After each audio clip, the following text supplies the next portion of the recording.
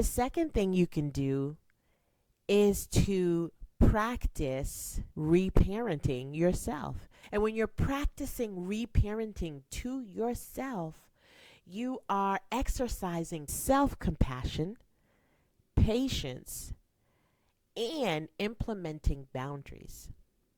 So, for example, with me working so hard to the point where my body literally shut down because I was maximizing my brain. I was going to school, I was writing a book, I worked a full time job, I was a mom of two sons, one of which was autistic, I was a wife as well, and I'm a big sister as well.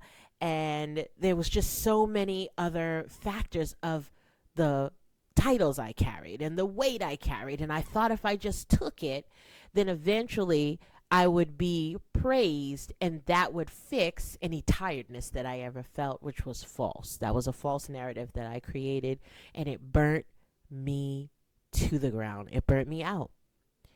So, exercising self compassion and patience was to say, Yolanda, it's okay. You're doing all right. You don't need to do the extra rest. Setting a boundary to say, hey, I'm off at 5.